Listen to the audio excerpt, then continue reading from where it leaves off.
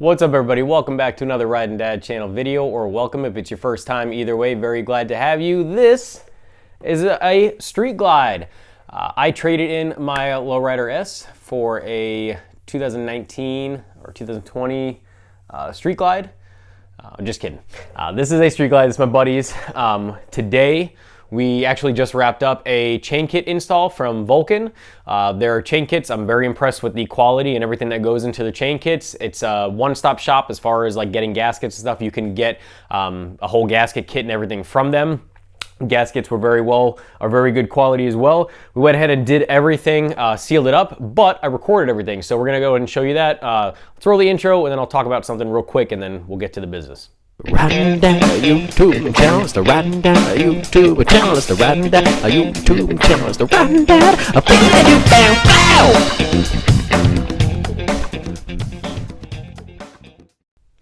All right, so like I said, Vulcan actually does come with the gasket kit and everything. So make sure that you get gaskets either from Vulcan or somebody else if you're going to do this. Those of you who have not seen it, I did a chain kit from Speed Kings on my Lowrider S. The Softails and the Tourings are very different rear wheel wise as far as how you make sure the axles are centered. You guys will you should know that if you're going to tackle this on your own. So just make sure that you understand how to center your axle, and the only things you will need aside from this kit are primary oil, because you will be draining all of your oil, taking the entire primary inner and outer off of the bike. And you will also need to make sure that you have obviously all the bits available. I will fill them in when I can. They're all the same nut sizes and everything as I did on my Lowrider S. Everything, like I said, is done. You just need to make sure that you have a chain breaker and riveter set as well for the chain. Other than that, Vulcan has a couple different chain options you can get. I believe there's like a standard, an O-ring, and an X-ring. The X-ring was the highest tensile strength rated, so that's what my buddy got. He put it on his. I guess that's it, and let's go ahead and start the video for you guys, the whole install. All right, so first, obviously, drain your oil. There's gonna be a bolt in the bottom, right kind of below where your derby cover is. Drain your oil and then take off any foot pegs, shifter pegs, anything like that, floorboards that's gonna prohibit any of your primary from coming completely off.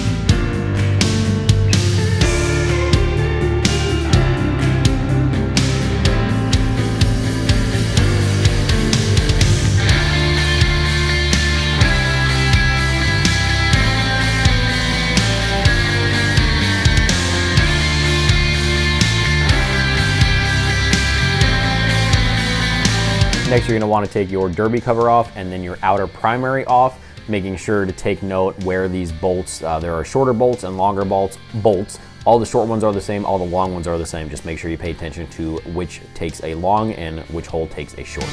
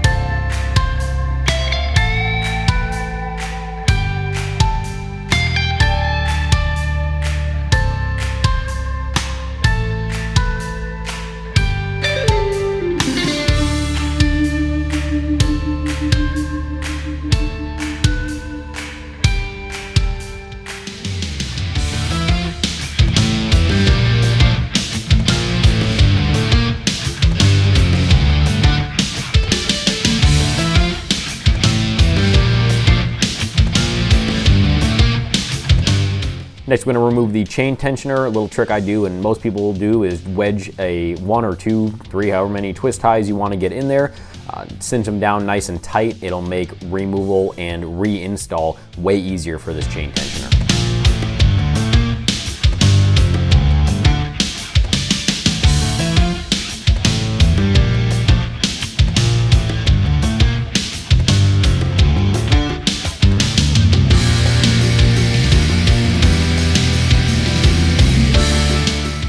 Every clutch setup is going to be a little bit different. On a stock clutch, you'll be able to access the bolt or at least the retaining clip right from the get-go. This one specifically, we have this AIM hardware kind of prohibiting us getting there. So we're going to take that off, and basically we just need to be able to get to the locking ring and then the actual bolt. Remove that ring, and then the nut and bolt will be right there. I mean, actually it's just a nut on a shaft, but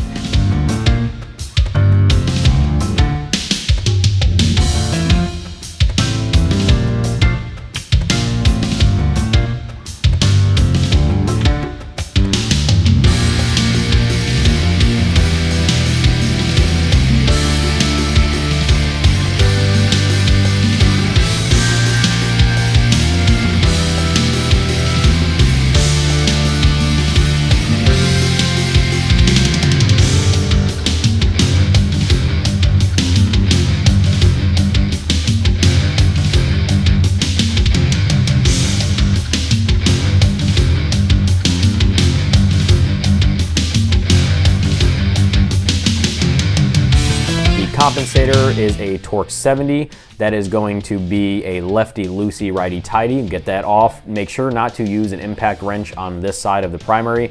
I have done it before, but I would really highly recommend not doing it, as your stator is kind of right below there, and using a impact wrench has the ability to really screw up your stator.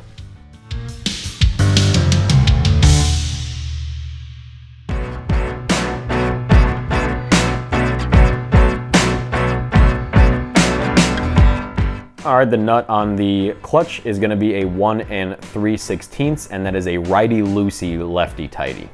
Then the easiest way to remove this is just to remove it as a set and make sure everything stays together. That way you don't have to piece it back together when you put it back on.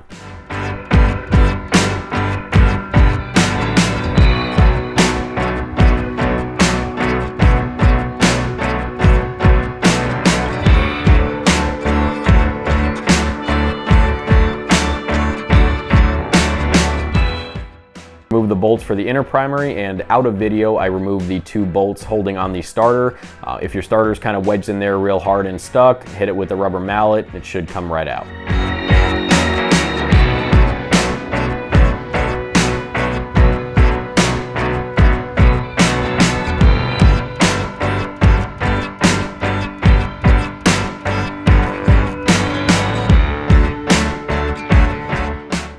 Going to remove this locking ring from the main shaft nut, and this is where you're going to need a special tool for your actual main shaft. It is lefty-loosey, righty-tighty.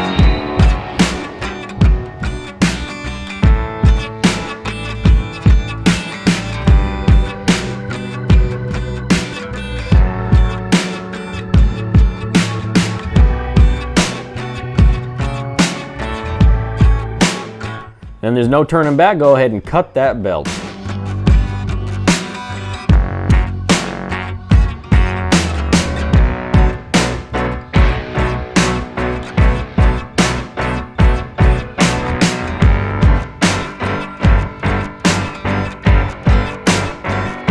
It's a great time to clean the threads. I use a wire brush, clean them right up, and maybe a new Loctite will stick nice and good on there. Time to install the new front sprocket from Vulcan. Goes back on the exact opposite way of the one we took off. Reinstall that locking ring, red Loctite on everything so far.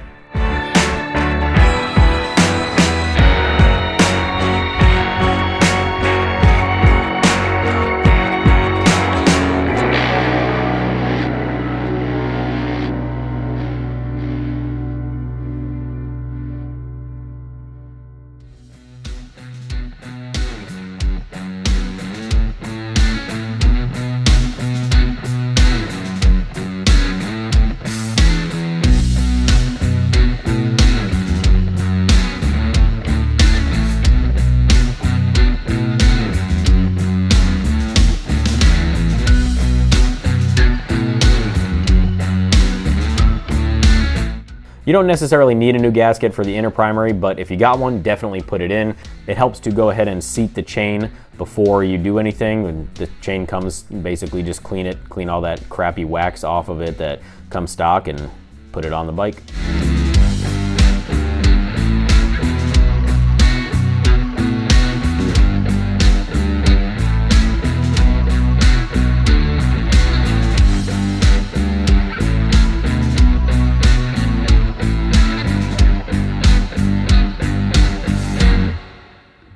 Reinstall the inner primary, put that starter back on, apply those bolts using some blue Loctite.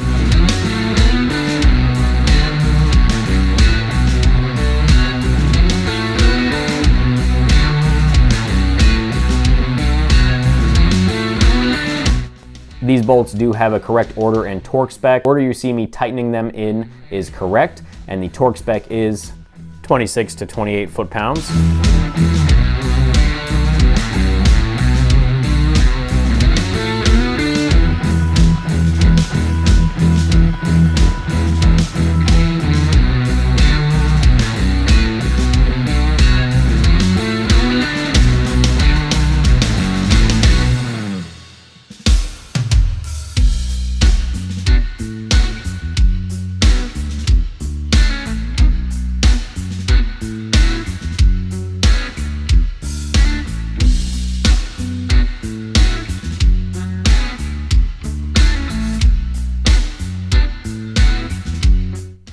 Once the inner primary is taken care of, go ahead and put your clutch and your compensator back exactly the way they came. Using some red Loctite, go ahead and tighten up the bolt for the compensator and the nut for the clutch. I will go ahead and drop pictures on the screen right now of the torque specs for these in case you want them. I usually just tighten it as tight as I physically can for the compensator and then use an impact for the clutch.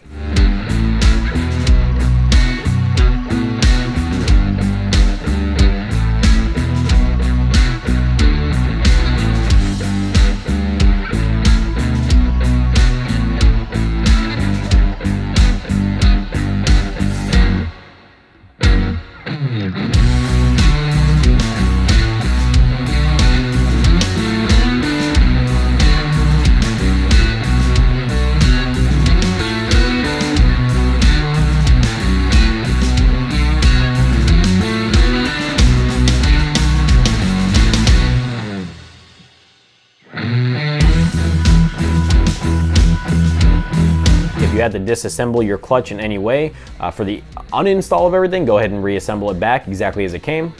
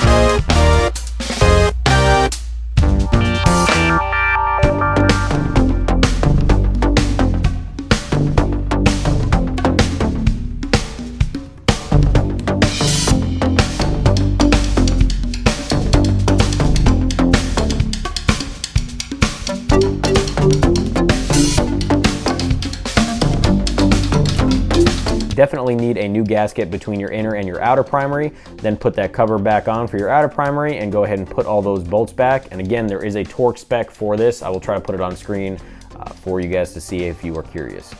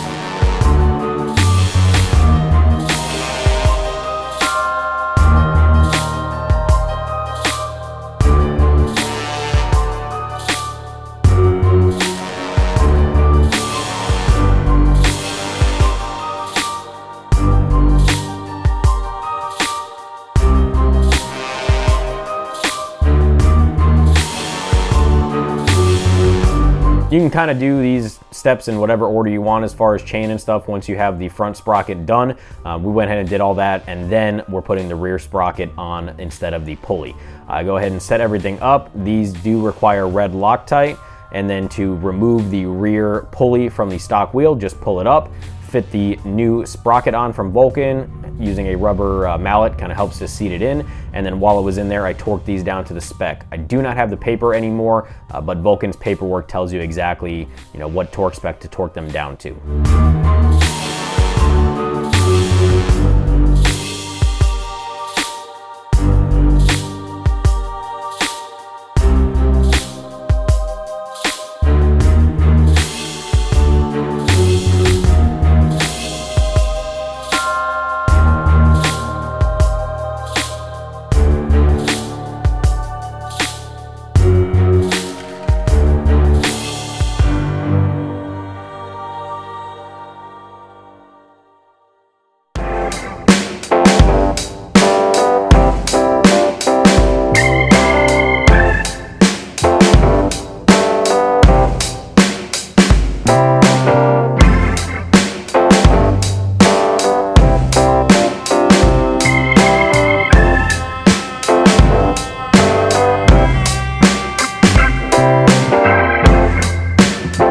Once you're done with that, make sure you put the wheel back in, measure your chain with the wheel as far forward as it will go. You want it as tight as you can get it.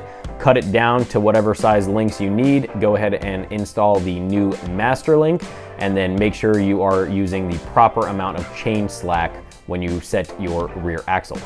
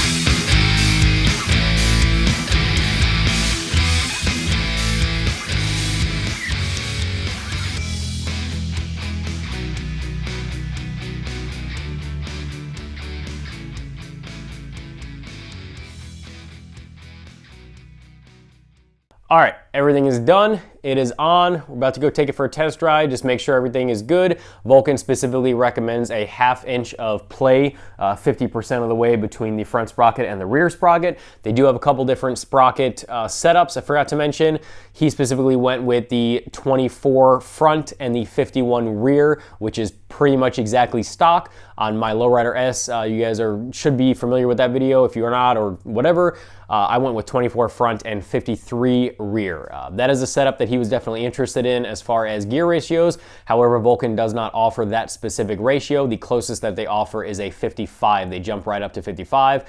He's got the 128 SNS on his bike with a pretty aggressive cam from Jim's V-Twin.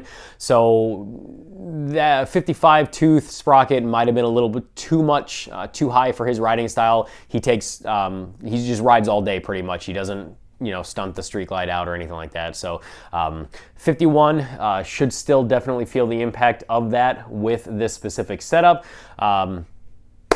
It was all done. Let us know what you think. There's going to be a lot more videos, or at least some more videos on this streak glide, specifically different stuff. The video you guys saw before this video should just be kind of an overview of what is done to the engine build wise and everything that Tucker Speed helped us out with. So go ahead and let us know Also, I forgot to mention that you will need to make sure you have a chain cleaner and a chain wax on hand as well, because you'll need to strip the crappy stuff off that comes from factory and make sure you have some sort of lubricant protectant wax on the chain before your first ride. But other than that, it's a pretty self-explanatory install. We completed it. Gonna go ahead and test it out. I'm pretty excited to see how it works. I know he's super excited. It's his bike. He's taking it home, so I'm sure he's even more excited than I am. Make sure you click the thumbs up. Make sure you're subscribed. Turn on post notifications, all that jazz. Check out Instagram, TikTok, everything. Send me a message, comment, please. Everything helps out, and I appreciate it very much. Thank you guys for watching a ton, and until the next time, ride safe, have fun. Dad out.